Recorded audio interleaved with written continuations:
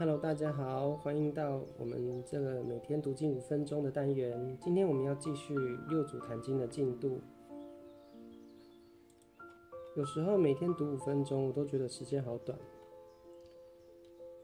稍微讲一下就会到快要10分钟，所以5分钟有时候5分钟好像是热身而已。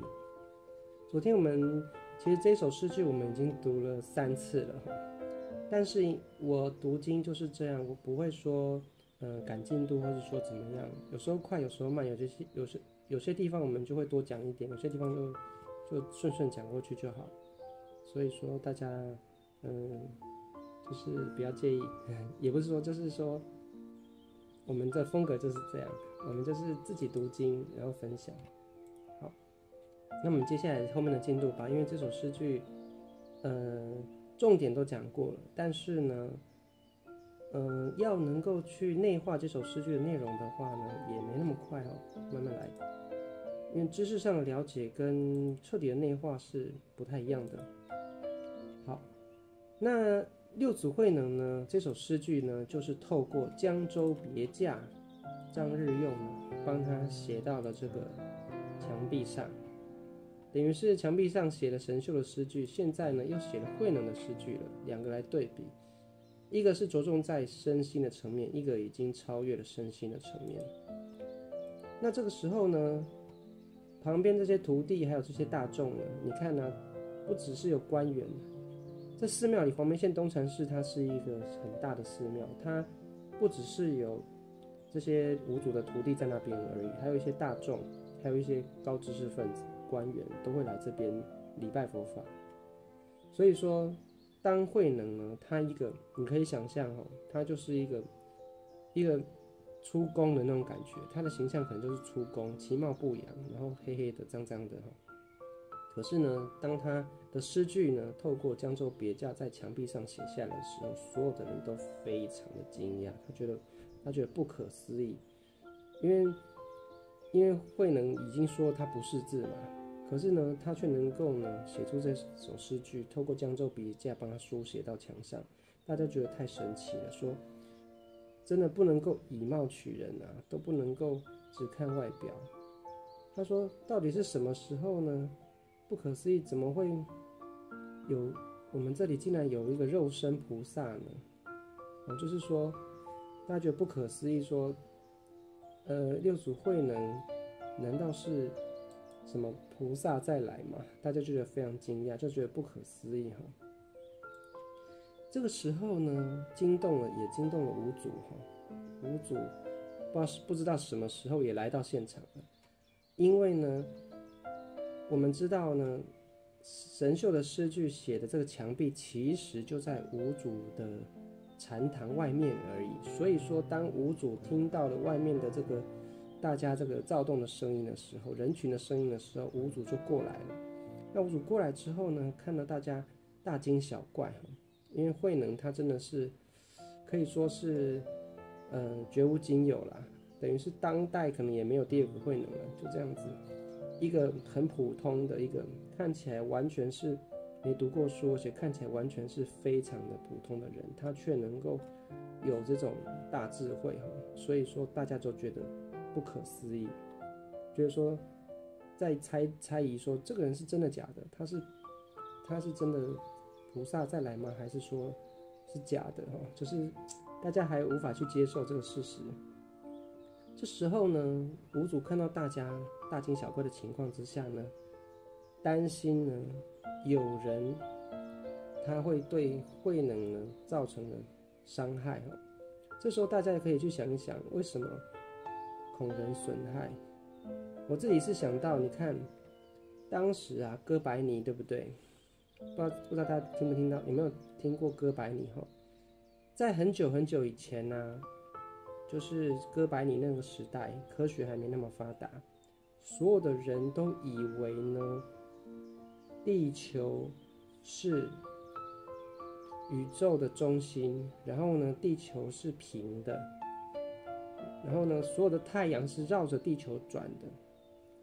这时候呢，哥白尼呢，他透过他自己的研究和观测，他提出了一个理论和他的结论就是说，其实呢，地球是绕着太阳转动的。换句话说呢，当时的人都觉得说，不对呀，我们当下都没有在动啊，没有感觉到地球在动啊，所以大家都以为地球是静止的。可是呢，哥白尼说地球其实是在动的，是绕着太阳在转动的。那当时的人的文化和当时的科技会觉得说不可思议，地球明明没有在动，为什么说地球在动？所以说，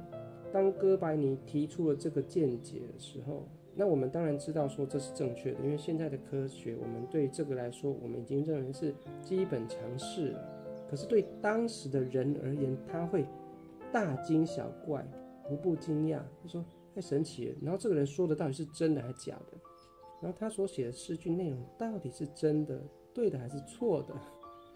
就像当初哥白尼一样，哥白尼一提出说，地球是绕着太阳转的，那太阳才是中心点，地球是在绕着太阳转的，那大家就觉得他是一个骗子，因为呢，大家感觉不到地球有在旋转。就像呢，慧能说，生命的本来面目不是物质肉体，那有的人会说，你说真的假的？现在的科技明明就都是建立在物质上面的嘛，所有的东西都要经过科学验证，要能够做实验验证。包括我自己也是理工类的嘛，我们都是受科学训练的。那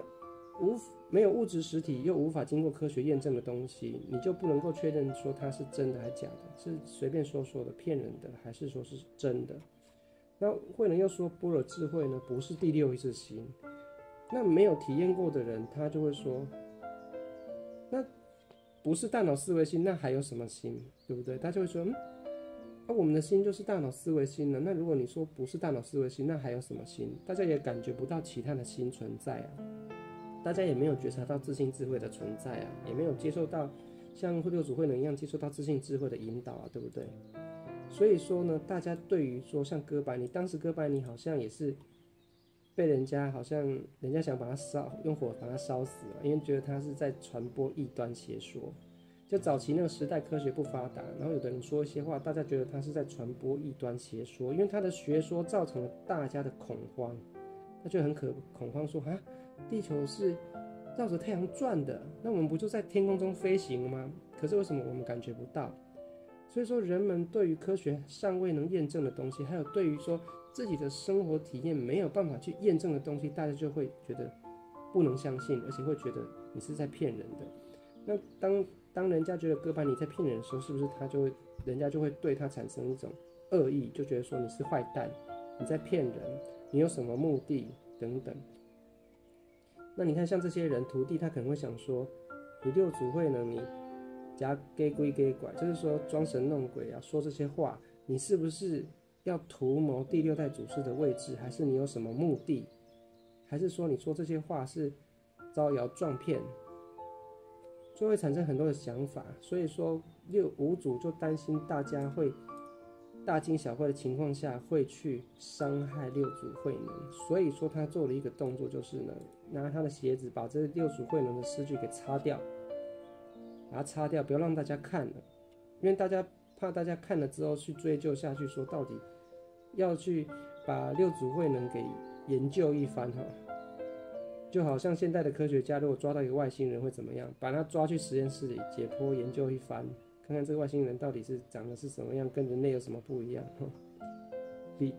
打个比方就像这样。所以说五祖将六祖慧能的诗句擦掉，而且他跟所有的人说，因为五祖他说话有公信力嘛，